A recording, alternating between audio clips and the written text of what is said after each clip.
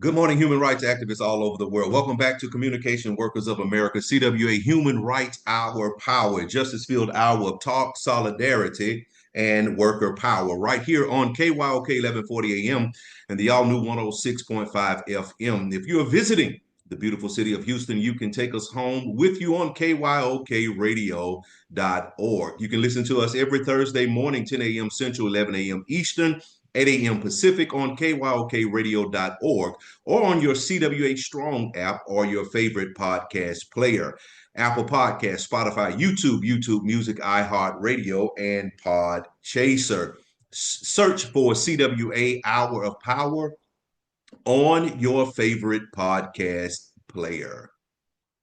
Thank you for joining us on the CWA Human Rights Hour Power Radio Show. It's about us. That's right. It's about us. Working agreement, solidarity, living wages, worker power, and simply human rights. We have a phenomenal show lined up for you this morning with Sir Reginald Small, Timmia, Wiley, and Tay Akins today. So don't you dare change that down. Tune in this morning. We will be having a union buster, the erasure of equity, that current administration's attack on woke language.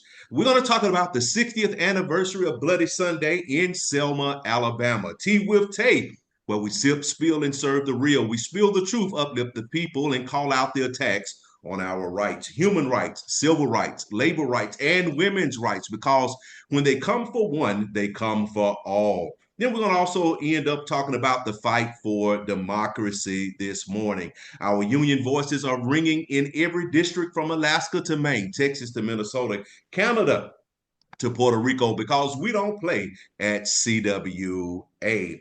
The CWA Hour Power Radio Show extends our deepest condolences to the city of Houston, the family, friends, and the countless lives touched by the Honorable Congressman Sylvester Turner. His impact reached far beyond political office. He was a servant leader, a champion for the people, and a force for justice. A proud son of Acres Homes, Congressman Turner never forgot where he came from.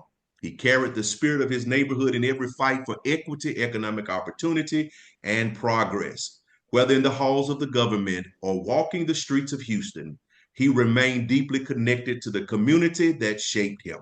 His leadership was defined by resilience, compassion, and an unwavering commitment to uplifting those most in need. Today, we mourn his passing, but we also celebrate his life and legacy. May he rest from his labor and receive his reward.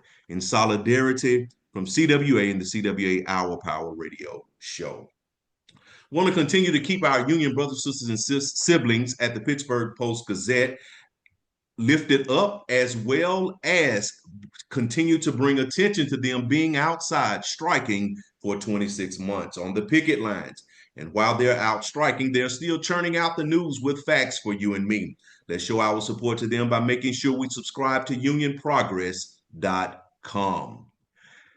It is both a privilege and a responsibility to speak to you about a man whose life's work has shaped the course of civil rights, human dignity, and justice in Alabama and beyond. Senator Hank Sanders. Senator Sanders is not just a legislator, not just a lawyer. He is a warrior for justice, a voice for the voiceless, and a guardian of the legacy of the civil rights movement. His journey is one that embodies the very essence of struggle, perseverance, and triumph in the face of systemic oppression. Born in the heart of Alabama's Black Belt, he was raised amidst segregation where racial injustice was not a history lesson, it was a daily reality.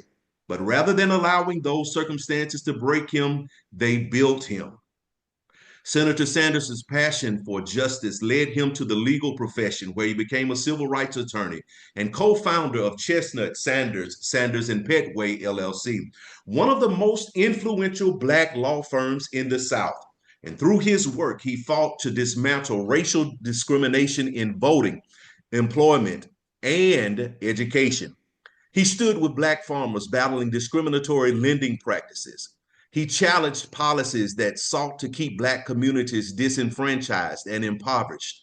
He knew that the fight for civil rights did not end in the 1960s, but it merely evolved into new forms of oppression. And so he continued to work of the work of giants like Dr. King and John Lewis, ensuring that every generation that followed had a stronger foundation upon which to stand. For 35 years, from 1983 to 2018, Senator Sanders served as the voice of Alabama's District 23 in the state Senate. This was no easy feat. The Alabama legislature, like many across the South, was often hostile to policies aimed at racial justice and economic equality. But Senator Sanders did not waver. He fought to increase funding for historically Black schools, recognizing that education is the most powerful weapon in the fight against oppression.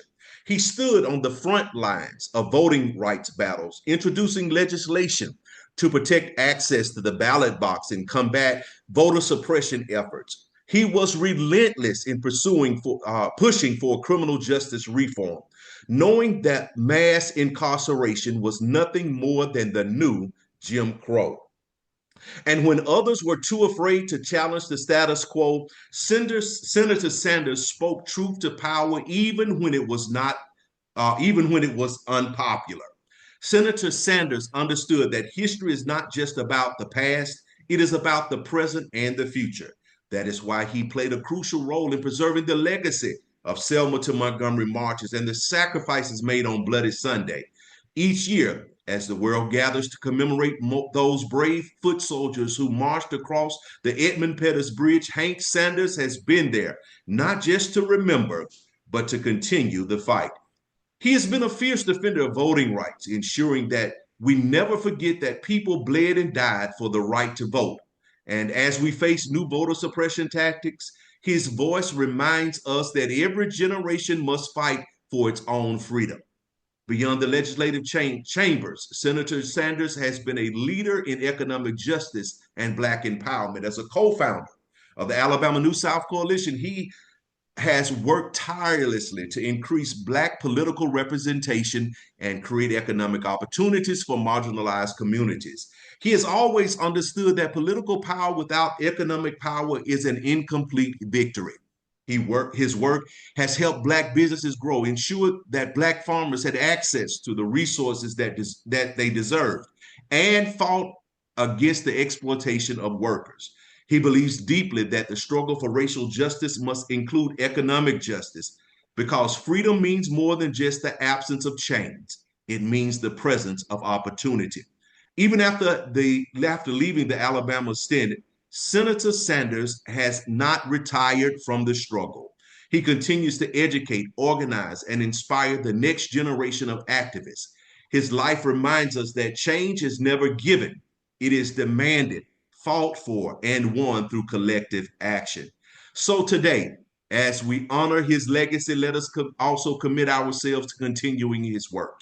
Let us stand against injustice in all its forms. Let us protect the right to vote as fiercely as our ancestors fought to win it. Let us ensure that education, healthcare, and economic opportunity are not privileges, but rights afforded to every human being regardless of race or background. I leave you with the powerful words of Senator Hank Sanders himself, who once said, "The bridges to justice are never built in one generation. We must build upon what those before us have done, and we must leave something stronger for those who will come after us." Let us honor him not just with our words, but with our actions. The fight for justice continues, and it is up to us to carry it forward. You're tuned into KYOK 1140 AM and the all-new 106.5 FM. If you're on the go, you can take us with you on kyokradio.org. You can listen and subscribe to us every Thursday morning at 10 a.m. Central, 11 a.m. Eastern, 8 a.m. Pacific on kyokradio.org or the CWA Strong app, your favorite podcast player, Apple Podcasts, Spotify, YouTube Music, iHeartRadio, or Podchaser. Search for CWA Hour of Power on your favorite podcast player. Next up, we have the Fight for Democracy, America on the Human Rights Watch list with Timmia Wiley. Good morning, Timmia. Good morning, Errol. Good morning, KYOK listeners. Today, we're going to talk about the fight for democracy and America on the Human Rights Watch List. The voice of the working people, the voice of the movement, and the voice of truth. Today, we need to have a real conversation about something that should alarm every single one of us. The United States has officially been audited to the Civicus Monitor Watch List, a global tracker of human rights and civil liberties. Let that sink in. The so-called land of the free is now in the same category as countries where governments actively restrict civil rights, silence dissent, and undermine democracy. So why is this happening? According to Civicus, this decline is tied directly to the ongoing assault on democratic norms led by the current administration. So far, we have seen a crackdown on protest, with at least 12 states criminalizing demonstrations and even outlawing masks during protest. Censorship of journalists, which media access being restricted and reporters forcibly removed from White House events. The gutting of DEI initiatives as Trump labels diversity efforts illegal and immoral. A massive 90% cut in foreign aid contracts, severing ties with organizations that have historically supported democracy, labor rights, and human rights across the world. And let's be clear, this is union business. Labor rights, civil rights, and human rights are all connected. When government suppress free speech, protest rights, and equity initiatives, they are attacking workers, unions, and marginalized communities first. Mandeep Tiwana, a leader at Civicus, called this an unparalleled attack on the rule of law, something we haven't seen since the days of McCarthyism. And if you know your labor history, you know that McCarthyism was used to target and destroy union leaders, civil rights activists, and anyone fighting for economic justice. So what can we do? Stay informed. The more we know, the harder it is for them to suppress the truth. Keep organizing. Unions have always been on the front lines of defending democracy. Our fight isn't just for fair wages, it's also for justice. Use your voice. If they're working this hard to silence and displace us, that means our voices are powerful. Speak out in your workplace, your community, and especially in your union halls. For a final word, we cannot afford to ignore this. The U.S. being added to the Human Rights Watch List is a wake-up call. We either stand up together or risk watching our rights continue to slip away. Remember, stay loud, stay strong, stay union. This is the CWA Our Power Radio Show, where the movement speaks. Back to you, Errol. You are correct, Timmia. We must stay loud, stay strong, and stay union. And while you're right here with us, Timmia, will you come on with the Union Buster of the Week? I just can't wait to hear that this morning. I sure will, Errol. Give me just 1 second. I'm ready. So welcome back to this week's edition of Union Buster of the Week, the show where we call out the companies that claim to be for the people, but are really just for themselves. And this week's award goes to the company that built its brand on connecting people, but is now more focused on dividing them. Can you guess who that is? Yep, you guessed it. It's AT&T. AT&T, once known for being a beacon of connection, is now pulling the plug on its diversity, equity, and inclusion and accessibility initiatives. Let's take a look at what's been happening. First up, job titles have changed, and so has their commitment. Michelle Jordan, who used to be AT&T's Chief Diversity Officer, now has the title of VP of Culture and Inclusion. Sounds fancy, right? Well, it's really just a smokescreen to make it look like they still care while erasing any accountability. And if you thought AT&T was still supporting LGBTQ Plus, community, think again. They've cut funding to the Trevor Project, an organization dedicated to preventing suicide among LGBTQ plus youth. Plus, I'm gonna say it again, plus, they pulled their sponsorship for Turn Up the Love, a pride event that celebrated artists and activists. But wait, y'all hold up, it gets worse. Remember when AT&T encouraged its employees to wear pronoun pins to show solidarity? Yeah, those are gone now. In fact, AT&T won't even allow pronoun pins to be sold in their company stores anymore. A symbol of respect for the LGBTQ plus community erased just that quickly. And it doesn't even stop there. AT&T has pulled out of the Human Rights Campaign's Corporate Equality Index, halted all DEI training, and replaced it with something called leadership training. Because leadership is more important than creating a fair and inclusive workplace. But y'all want to know what the real kicker is? AT&T is no longer awarding contracts or scholarships specifically designed for Black, Brown, LGBTQ plus, or other marginalized groups. Instead, everything is now based on so-called value and neutrality. But let's be real. Okay, I'm gonna be real. Corporate neutrality usually just means keeping things exactly as they are with no progress. So what's really going on here, AT&T? AT&T wants you to believe that these changes are about fairness, but in reality, it's about appeasing anti-DEI forces and gutting protections for marginalized employees. If they're willing to dismantle progress for political gain, what's next? Pay equity? Union rights? If you're an AT&T worker wondering what's next, now is the time to organize, because your power doesn't come from corporate promises. It comes from solidarity. So AT&T, for throwing your workers and communities under the bus, you are now our Union Buster of the Week. So I ask you all to keep listening, folks. We'll be back next week with another company that needs to be called out for its anti-worker actions. Until then, stay strong, stay united, and remember, you have the power in your hands. And with that, back to you, Errol.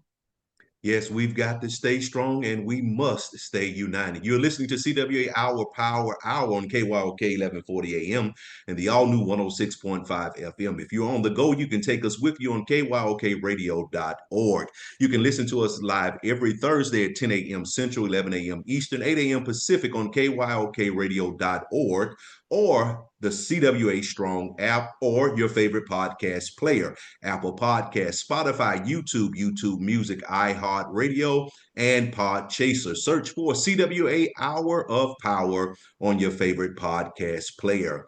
The erasure of equity, the current administration's attack on woke language.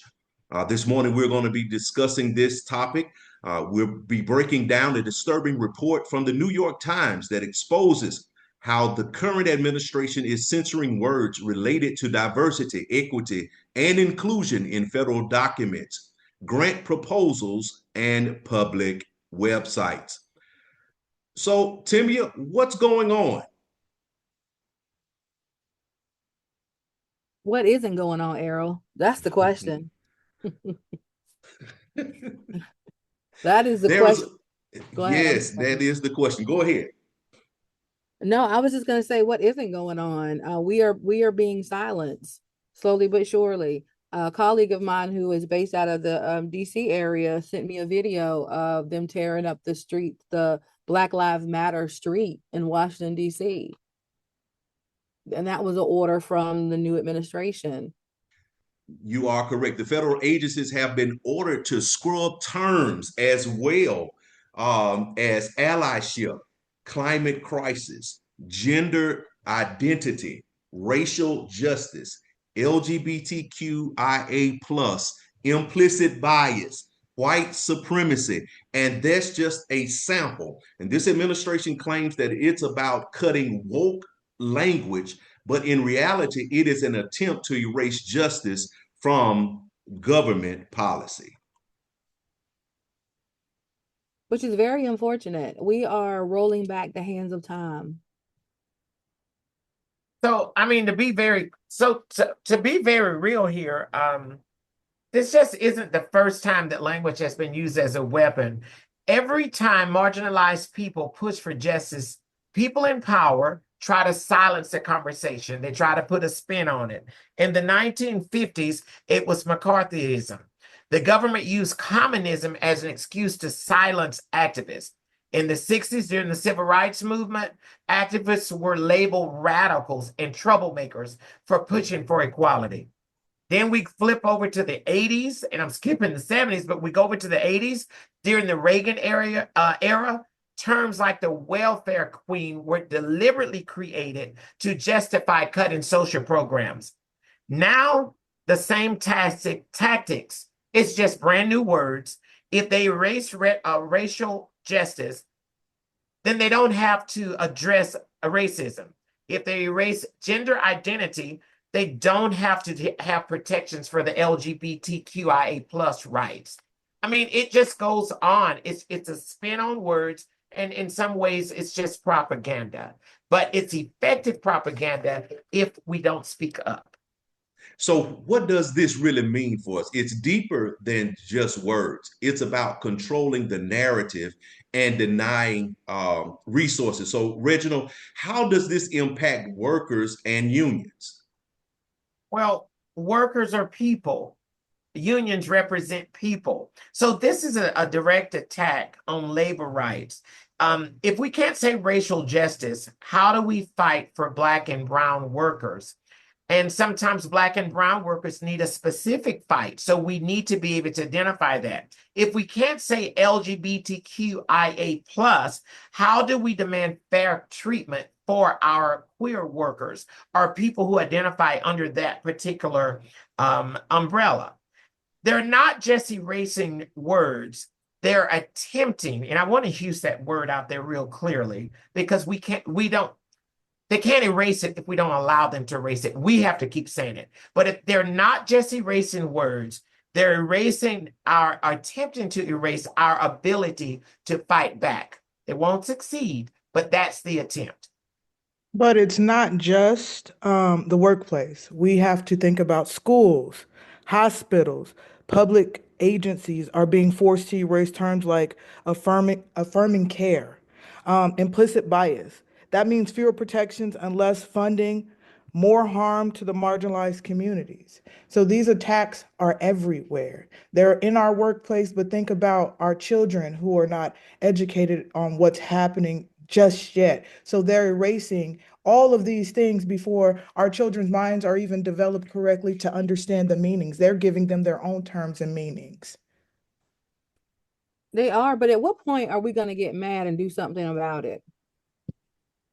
Well, to me, I think specifically in union, we've made great strides, and we've been doing stuff even before this came. And I'm thinking of a term that my mother uses all the time, that we have been prepared for such a time as this. For the last few years within CWA, we have actually identified that there should be an intersection of human rights, representation, union. All of that stuff is what makes up our union. A fully functioning human rights program. I mean, we talk about this on this program all the time. Gender justice, that indicated that there were injustices in gender that we actually were in line with. And we rolled out programs to try to prepare people to understand the differences in sex, the difference sex versus gender and gender versus sexual orientation, that there are three different things. We've tried to educate our membership or our members and even in our communities the difference so that we could better understand people. In our union, it was so important and is so important that we understand that civil rights, human rights, and union, it all goes together. Right. So You're labor absolutely saying that correct. labor is doing its part, but when are we as a collective? When are we gonna bind together? Like when are we as we the people gonna get tired enough to say enough is enough? Is what I'm asking, because enough has been enough. And Timmia, I'm glad you brought that up. We want to hear from you. Have you noticed words like diversity or racial justice disappearing in your workplace? Go to our Facebook page at CWA Human Rights and tell us and tag us with the tag Our Power Radio so we can know what you are going through. And Timmia, I have a comment from one of our union members who wrote this. She said, my job used to do implicit bias training, but now they just call it professionalism training. But they've cut out all the racial equity content.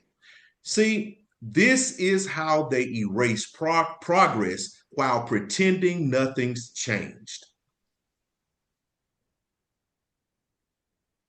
I'm going back to something basic that I want us to be aware of because it's such a heavy time now. But once knowledge is power, I think we can all agree upon that. Once something is put out there and we have learned something, or once we know something and we know what is right, no one can erase that. That cannot be erased.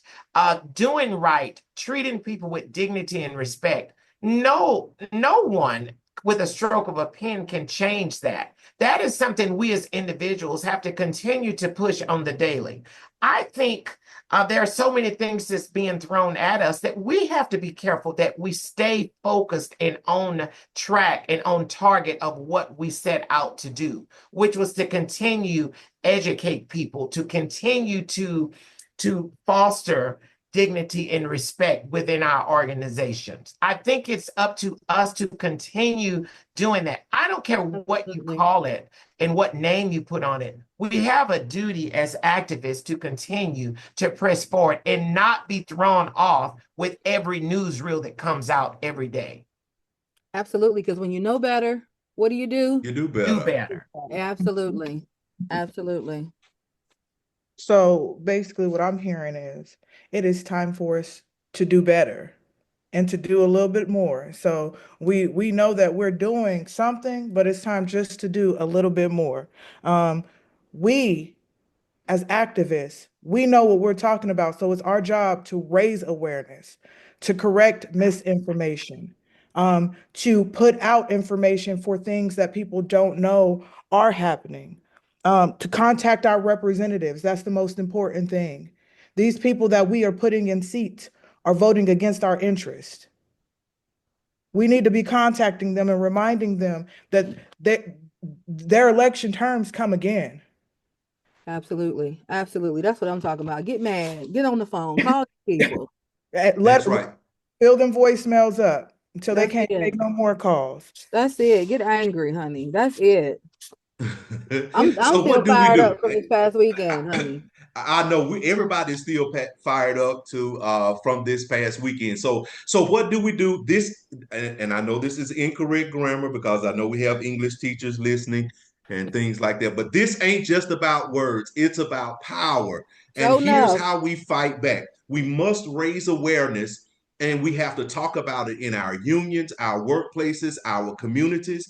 Contact our representatives, demand they oppose this language suppression, support organizations fighting back, civil rights, labor rights groups, and pushing to restore diversity, equity, inclusion, and accessibility language in government materials. Then we've got to document workplace changes. If your employer starts removing diversity, equity, inclusion, accessibility terms, report it. This could lead to grievances or legal challenges. And then we need to push a union, CWA, we need to push a union resolution demanding the restoration of diversity, equity, inclusion, and accessibility language in our labor practices. How about that? I think that's absolutely wonderful, Errol. And I'm actually smiling because you didn't use the acronyms DEI. You said diversity, equity, and inclusion. And I am encouraging all of our listeners to continue to use that. So whatever documents you're sending out, if it's a text message and it takes longer, use the words diversity, equity, and inclusion. They have meaning. This cutoff short term has been used as a weapon against progress. say it out loud so that we can process that it is not something negative. It is not something that needs to be destroyed. How can you see the word diversity and see it negative? How can you use inclusive and see it as negative? How can you use the word equity and see that as negative? It's absolutely impossible. Use the whole words. Words actually matter. You are absolutely correct. My fellow human rights activists, this isn't just about words. It's about erasing the fight for justice. If they can control the language, they can control the narrative. Keep fighting and keep organizing. You're listening to CWA Hour Power on KYOK 1140 AM and the all new 106.5 FM. If you're on the go, you can take us with you on KYOKradio.org. You can listen to us every Thursday morning, 10 a.m. Eastern. It's 10 a.m. Central, 11 a.m. Eastern, and 8 a.m. Pacific on KYOKradio.org or the CWA Strong app or your favorite podcast player, Apple Podcasts, Spotify, YouTube Music, iHeartRadio, and Podchaser. Search for CWA Hour of Power on your favorite podcast player. When we fight, we win. Up next is T with Tay. Good morning, T. Let's hear it. We know you have a lot to pour this morning. Good morning, KYOK listeners, and good morning to my union family. So welcome to another powerful edition with Tea with Tay, where we sip, spill, and we serve the real. So this morning, family, we need to talk. We need to have a real talk because what's happening right now with the attacks on LGBTQIA plus rights, the banning of trans healthcare, the criminalization of gender expression, and the removal of gender-neutral bathroom, this isn't new. Today, we're talking about something that should shake all of us to our core. The targeted attacks against LGBTQIA plus communities, the stripping away of trans rights, and the removal of gender-neutral bathrooms in Arizona. Now, let's be real. This isn't about a bathroom. This is about control, erasure, dehumanization. It's about lawmakers deciding who gets to exist freely in public spaces and who doesn't. Sounds familiar, it should. We've been here before, people. We've been here before. I've got to ask, Black Americans, have we forgotten? Brown people, have we forgotten? Have we forgotten how it felt when they told us we didn't belong in certain spaces? That we were dangerous? That we were unnatural? That our very existence was a threat to traditional values?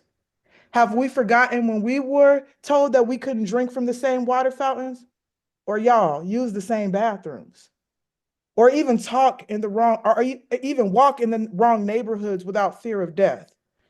Because see, back then, when Black folks were marching for our rights to exist, we were fighting just to be treated like humans. Most of the country didn't even mumble a word. No one said a thing. When people were being lynched, people looked away. When we were being beaten in the streets, people walked past. When churches were being bombed, and I'm going back to Selma, when 4 little Black girls were murdered in Birmingham, they offered thoughts and prayers, but no real action. This is what Timmia was talking about. It's time for some real action. They watched us suffer and still said, now is not the time. They heard cries and said, we are asking for too much. They saw blood spill on the Selma Bridge, beaten, battered, left for dead, before they finally moved. And now here we are again. Do we have to wait for all of this to happen again? Now it's trans folks, non-binary, queer folks being told that they don't belong, being erased. And how many of us are just watching in silence, just like they did us? We talk about it in the privacy of our own homes, but how many of us are speaking on behalf of our siblings? How many of us are waiting for trans bodies to be left in the streets? We don't have that time. We can't repeat the same cycles. When I went to Selma and I learned the history and I walked the history of the Bloody Sunday, It fired me up because I had just came back from home and listened to the very people we elected basically do the same thing all over again. You tell someone they can't go to a bathroom because it's not comfortable for you. You tell someone that you want them to make you comfortable by dehumanizing them. The attacks on trans community, it's not okay. Family, oppression never stops just with one group. So as we watch what's happening with our trans family, they're coming for our rights next. They're already coming for reproductive rights, then voting rights, then worker rights. They will not stop unless we stop them. There was a time when we couldn't sit where we wanted to, learn where we wanted to, or even exist in certain spaces without fear of violence.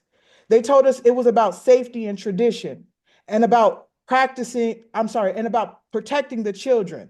The same excuses that they're using now to punish and to push anti-LGBTQIA laws. Again, this is not new. And let's talk about what happened when people ignored suffering. It took the blood of people on the Edmund Pettus Bridge in Selma for the country to wake up. It took seeing bodies lynched, beaten, and brutalized before anyone decided to act. I repeat this because do we really have to repeat this? So I gotta ask, are we gonna sit back and watch history repeat itself? Are we gonna stay silent? Are we going to be the reason that other humans suffer? Bloody Sunday, this time targets trans folks, non-binary folks, the entire LGBTQI community. Please, please, I want y'all, when we have these talks, I want y'all to really let this sink in. We need to do something. It is not about agreeing. It is not about agreeing or saying, yes, this is my belief. It's about standing up for one another because at a time, people didn't believe that we deserved someone to stand up for us. It's time to speak up because silence is violence. We're going to show up because showing up saved us in the civil rights movement, and it'll save lives now. We're going to vote with vengeance, not just in November, in every election, every school board, every state legislator, because that's where these attacks start. Like I said before, these seats aren't permanent. No matter how much they try to make you afraid that this is where they'll sit forever, we, the people, are the power. It is time for us, family. It is time for us to speak out. This is not about politics anymore. This is about humanity. I refuse. We refuse. My union refuses not to stand up and be there for the people who were there for us. We will not face oppression all over again. We will not stand by idly and just watch the attacks on our family. We know what silence costs. Black and brown people, we know what silence costs. We've seen what happens when oppression is ignored. So this time, let's not wait for more blood to spill. We are moving now. So I want to encourage you all, you better be in your representative's face by tomorrow. You better be on their phone. It's time for us to say something. We need to defend our people. We can't just keep having these conversations in the privacy of our homes. It's time to have these conversations in the public. We need to stand and watch our trans siblings use the bathroom. And if we have to protect them, we know what protection used to look like. We stood together, we held hands, and we marched together. I want to tell my family, my trans family, my LGBTQIA plus family, I don't care what policy or procedure the new administration puts out, we stand with you. We stand beside you. We will march with you. We do not care. And I will say, because at the CWA, we don't play. So family, thank you for tuning in to another segment with Tea with Tay. And it did get a little hot in here, I will say. So I'm gonna go ahead and pass it over to Errol so I can get my fan out. All I want to just say is E flat musicians, because we can go on and take this on home right here. Tay, you really poured the tea this morning. And I am so glad that you brought up Selma. So we're here today, and let's talk about Selma. Because I've gotten text messages, I've gotten calls from all over the United States where people had saw us on in Selma this week on the bridge, and I posted this morning from the Selma Jubilee website. If you look closely, we're on their website or on their Facebook page. You can just see us with our human rights banner. So let's talk about Selma. I am just ecstatic about the 60th anniversary celebration. And I know the rest of us have the same sentiments. Reginald, what do you have for us today about Selma? Well, Errol, I mean, I have so much about Selma, I don't even know where to start, but I guess I better start somewhere because of the sake of time. But I mean, that was my second time in Selma, crossing the Edmund Pettus Bridge. But I'm living a part of my life right now where I don't go with expectation. I go and try to glean from the moment. So I didn't really know what to expect on the 60th anniversary, but I mean, I was just blown away from we were there several days, but from Friday with the guest speakers. Dr. Ruth Cummings was one of the guest speakers who gave a personal account of what it was like being a young person in Selma with with what was going on leading up to Bloody Sunday. And of course, it set the tone really quickly. I'm sure most people know it, but for those that don't, it is Selma. Bloody Sunday is what changed and inspired LBJ Lyndon Baines Johnson to actually sign the Voters' Rights Act. It was a very serious time, but it was a long process leading up to it. Jimmy Lee Jackson's murder, of course, tragedy is what starts most of these things and gets attention. The tragic death of Jimmy Lee Jackson, I'm sorry, not Jones, Jimmy Lee Jackson is what led up to this.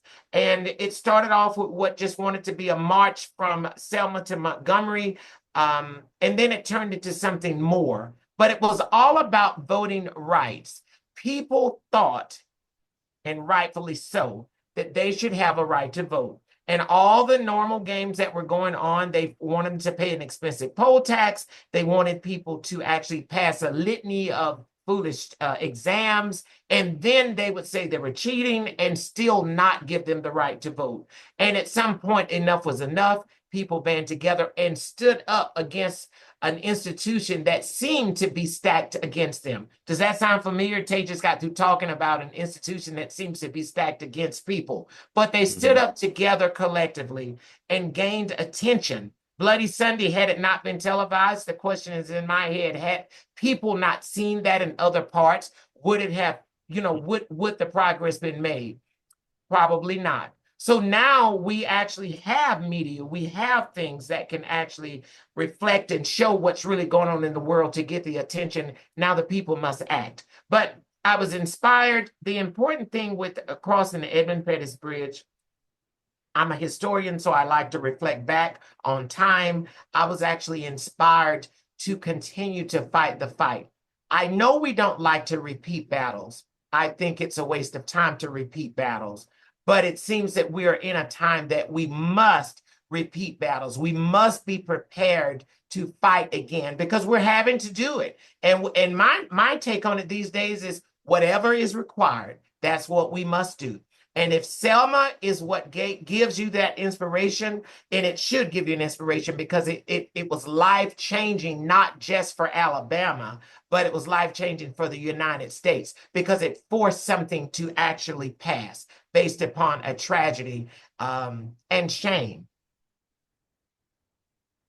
You're absolutely correct. And even though we see Selma is like stuck in time, we also realize that it is systemic racism that continues till this day in the city of Selma.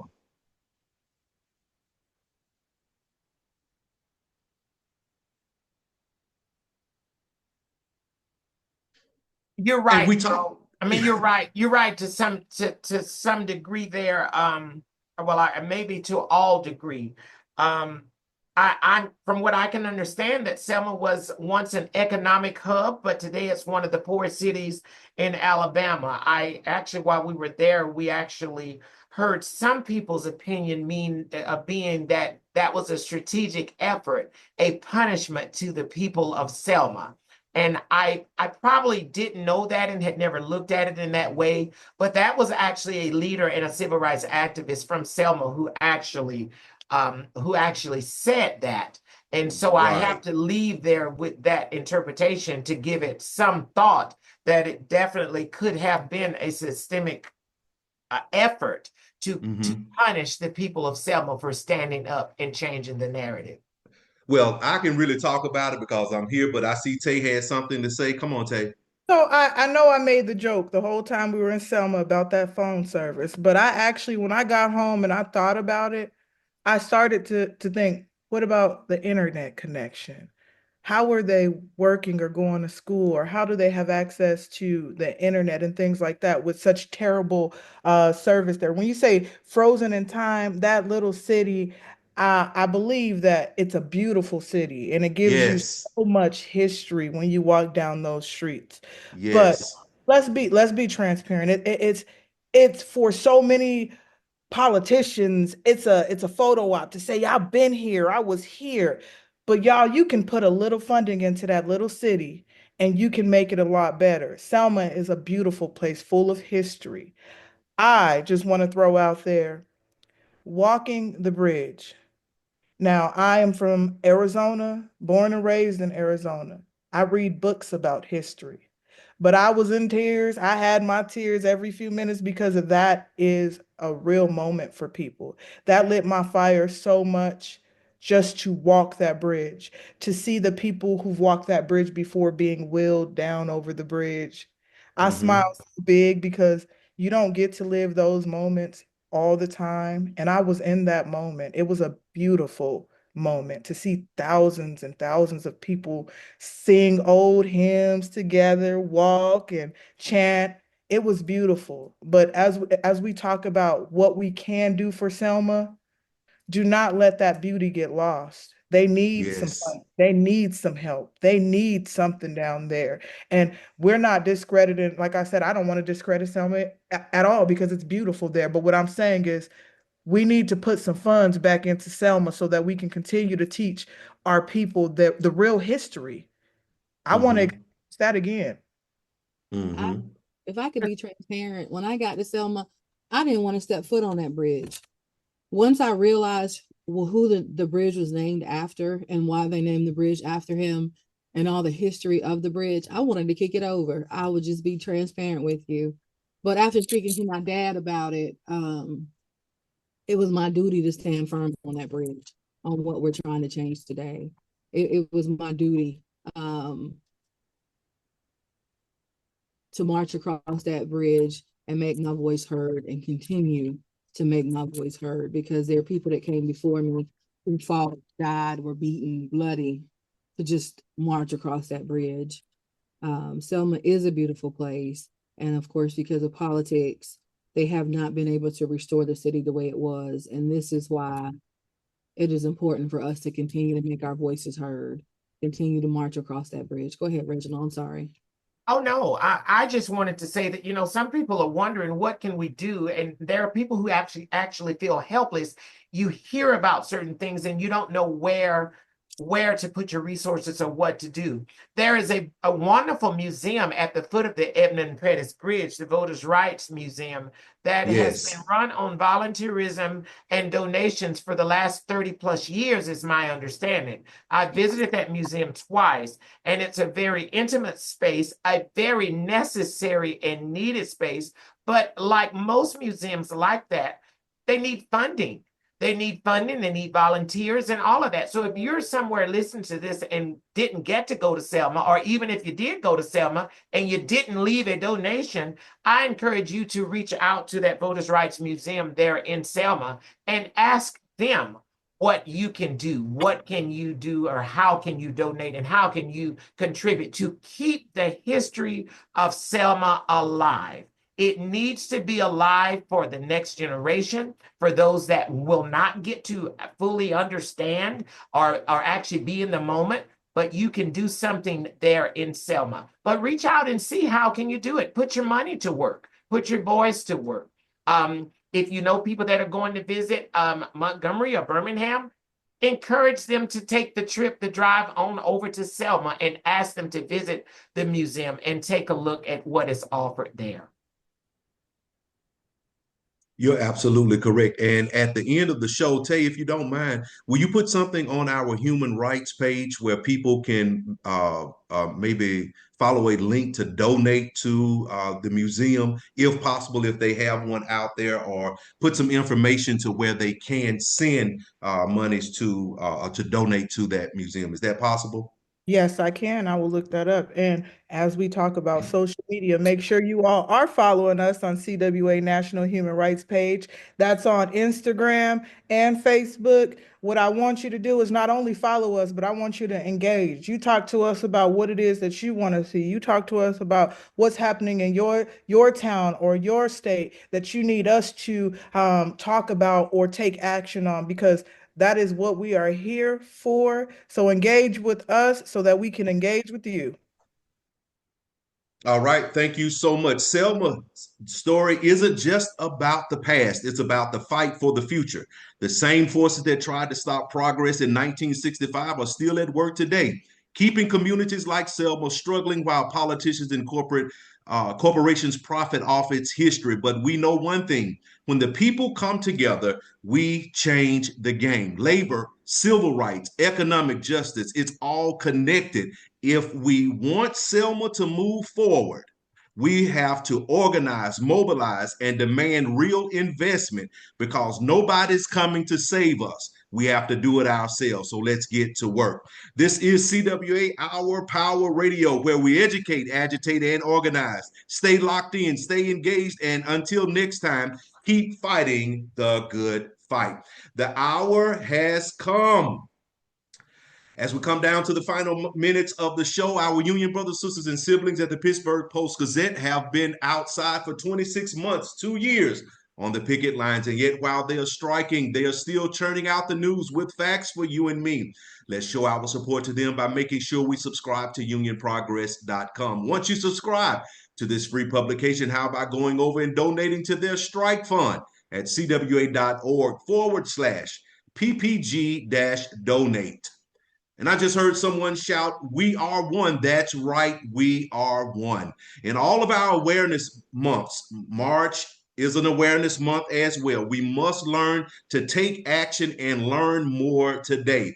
When you take time to learn about others around you, you're making the world a better place. Awareness campaigns serve as a powerful reminder that there are steps we all must take in looking out for loved ones, the people in our community, and those who have been impacted. It's time to take one big step together and make a change. An hour is not long enough to be with you, and a week is too long to be away from you. You have been tuned into the CWA Human Rights Justice Our Power broadcast. I hope something you heard today has inspired you to take action toward creating positive change in the world. Every person has the power to make a difference, no matter how small. And by working together, we can create a world where human rights are respected and valued. So I encourage each of you in the listening audience to reflect on your role in promoting human rights to effect change in your communities and beyond. Know that you are not alone in your quest for a more just and equitable world. When faced with injustice, it can be easy to lose hope and give up. But remember, justice may be slow like the truth, but when it finally comes, it will stand. Until next Thursday, 10 a.m. Central, 11 a.m. Eastern, and 8 a.m. Pacific, right here on KYOK 1140 a.m. and the all-new 106.5 FM, KYOKradio.org.